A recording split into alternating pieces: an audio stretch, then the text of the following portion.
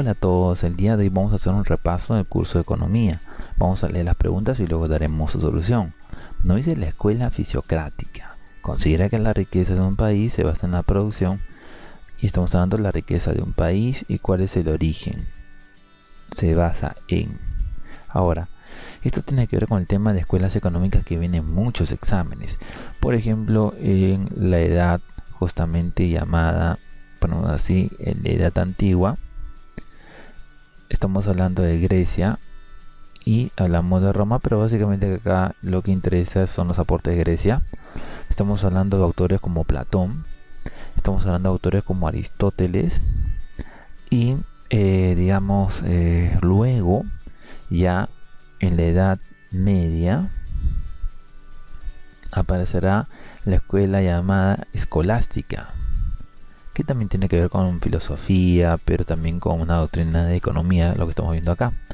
Acá tenemos autores como Tomás de Aquino y como San Agustín, que también lo ven en el curso de filosofía. Luego, ya en la edad moderna, aparecerá justamente la escuela llamada mercantilista, el mercantilismo. Ahora, en mercantilismo tenemos autores como Colbert, y Colbert justamente era un ministro justamente en Francia, bueno, una autoridad. En ese tiempo todavía no existían el tema, digamos, los ministerios, pero sí era una autoridad en Francia, una autoridad económica, y también al mercantilismo se le conoce como colbertianismo. También eso ha venido en un examen. Colbertianismo por Colbert. Ahora, este mercantilismo decía que el origen de la riqueza de un país se encontraba en la acumulación de metales preciosos como el oro y la plata. Entonces, esto sucedió a los inicios de la Edad Moderna, aproximadamente. Recuerden que no hay una fecha exacta.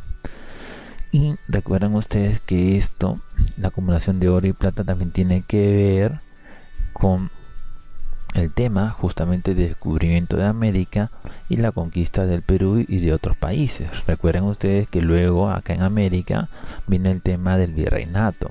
Entonces, ¿qué hacían muchos españoles y muchos europeos que habían llegado a América y que tenían sus colonias acá en América? Se llevaban el oro y la plata a sus países respectivos. Y recuerden ustedes que en este contexto de la Edad Moderna había una competencia, por decirlo así, un predominio entre España e Inglaterra.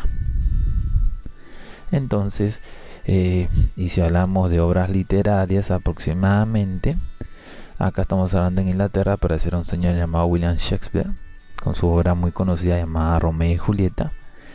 Pero en España estamos hablando ya del Renacimiento y justamente del Barroco, aproximadamente. Y estamos hablando ya de Garcilaso de la Vega, estamos hablando de Lope de Vega, Calderón de la Barca, etcétera, etcétera, y un señor llamado Miguel de Cervantes Saavedra. Más o menos para hacer un contexto paralelo, tanto de historia, literatura, economía. Ahora, ¿qué sucede? Esto decía el mercantilismo, la acumulación de oro y plata. Pero luego aparecerá la escuela llamada escuela fisiocrática, que es lo que estamos viendo en esta pregunta. Ahora, luego aparecerán otras escuelas como la escuela liberal, también aparecerá la escuela socialista con Carlos Marx, y en el caso del marxismo sí hay algo muy importante, un término que siempre viene en muchos exámenes llamado la famosa plusvalía. Eso es muy importante. La escuela neoclásica, la escuela keynesiana, la escuela monetarista también. Bueno, y todo eso ya vamos a desarrollarlo más adelante. Pero en base a esta pregunta, ya estamos tocando todos estos temas. En la escuela llamada fisiocrática, era una escuela de pensamiento filosófico del siglo XVIII. Ahora, fundada por Quesnay y Turgot, estos dos autores que son muy importantes. Hablamos de Quesnay, acá está, se escribe así, y Turgot, que se escribe así también. Ellos son los fundadores, digamos, de este pensamiento, de esta escuela. Estamos hablando de Francia, estamos hablando del siglo 18. Ahora, ¿qué sucede con esta escuela? La escuela anterior era el mercantilismo, que tenía que ver con la acumulación de metales preciosos, como el oro y la plata. Ahora, luego, eh, esta escuela decían que había una existencia de una ley natural, por la cual el buen funcionamiento del sistema económico estaría asegurado sin la intervención del gobierno. Su doctrina queda resumida en una frase de un personaje, digamos, un representante de esta escuela, llamado, ¿no? Cornay, este señor de acá, que dijo una frase muy famosa: dejar hacer, dejar pasar. Esa frase ha venido en muchos exámenes, y también este personaje, este nombre, dejar hacer, dejar pasar, todos estos tres personajes pertenecen a la escuela fisiocrática. Ahora, para los fisiócratas que estaban en contra del mercantilismo, la riqueza de una nación procedía de su capacidad de producción y no de las riquezas acumuladas como el oro y la plata.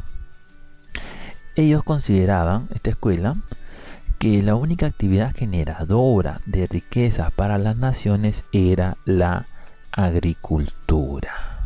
Entonces vean ustedes, si leemos bien, la escuela fisiocrática considera que la riqueza de un país se basa en la producción agrícola.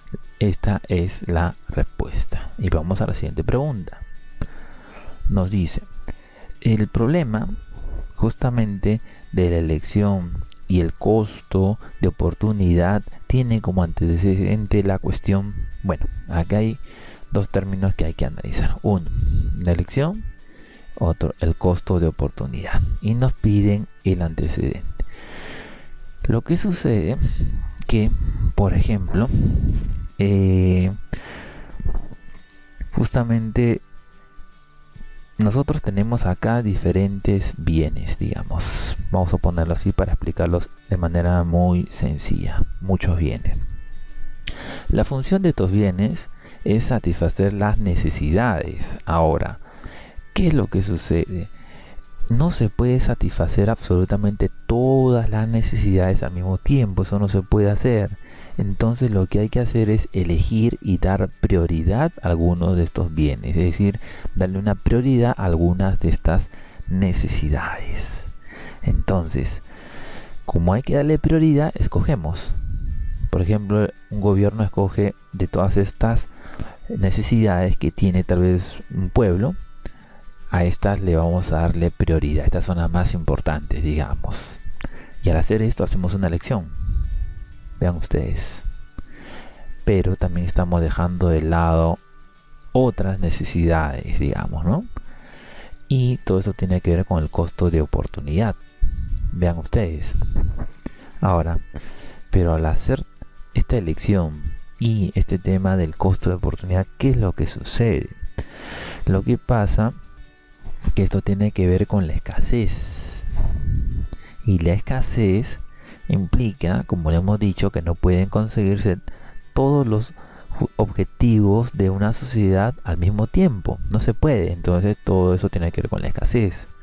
Y hay que tomar una política de prioridades, lo que hemos explicado acá. Escoger. Tiene que darse una elección. Y justamente lo que implica renunciar a una necesidad, es decir, esto de acá, renunciar a estas necesidades, porque hemos elegido primeramente estas de acá. Esta renuncia tiene que ver con lo que se llama el costo de oportunidad. Entonces, esta elección y este costo de oportunidad tiene como antecedentes, antes justamente se tiene que ver el tema de la escasez. Esta es la respuesta. Vamos a la siguiente pregunta.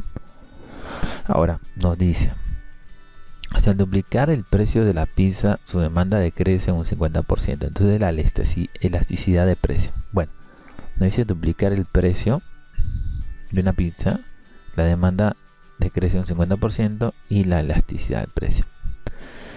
Lo que pasa es de que esta elasticidad del precio podríamos resumirlo en una fórmula. ¿Cuál sería esta fórmula? La variación, se coloca así, variación con este símbolo, este triángulo, de la demanda entre justamente esta variación del precio. Entonces esta sería una pequeña fórmula y la aplicaríamos acá. Esta elasticidad del precio para este problema justamente nos dice, bueno, la demanda decrece en un 50%, es decir, que en cuanto ha variado, la variación es de 50%. Vean ustedes. Luego, se duplica un precio, se duplica, es decir, que si antes era el 100%, ahora será 200%. Pero ¿cuál ha sido la variación? 100%, la variación. Entonces, nosotros hacemos esta pequeña división y nos saldrá 0,5. Obviamente 0,5% porque estamos hablando en porcentajes. Acá la respuesta es la letra D. Vamos a la siguiente pregunta. Nos dice, respecto a la moneda, la teoría cuantitativa, ya, esto es muy importante, la teoría cuantitativa establece que si se aumenta su el o las, entonces su poder adquisitivo, bueno, simplemente hay que hablar acá de la teoría cuantitativa del dinero. Pero esta teoría cuantitativa hay que ubicarla, digamos, ya que hemos hablado antes de las escuelas económicas, tiene que ver con la escuela llamada monetarista.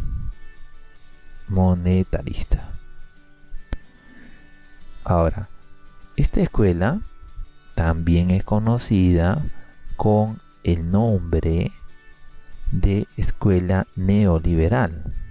Tengan cuidado con estos detalles. Neoliberal. Ahora, esta escuela neoliberal,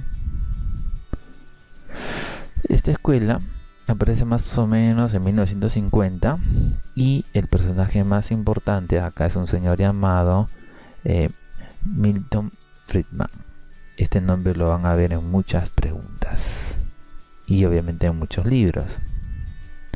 Este señor es justamente la persona que lanzó, bueno, esto tiene que ver con esta escuela y había una fórmula muy importante que es esta de acá.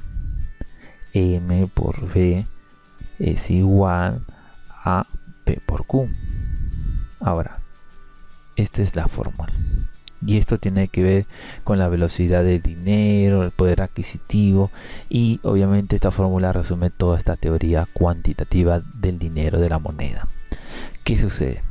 Esta teoría nos dice que justamente nos dice que cuando más rota el dinero, más riqueza se genera. Y hay una mínima participación del Estado, es decir, estamos hablando de esta escuela neoliberal. Y se busca evitar los déficits fiscales como causantes de la emisión de dinero. Bueno, lo que sucede es que esta fórmula nos dice que el incremento de la cantidad de dinero origina un incremento de los precios, pero esto también provoca una reducción del poder adquisitivo del dinero. Entonces, si leemos esta pregunta, nos dice, si aumenta el dinero, se aumenta, digamos, la cantidad de dinero, es decir, una cantidad de dinero, una cantidad, luego nos dice, entonces va a descender su poder, ¿qué cosa? Adquisitivo.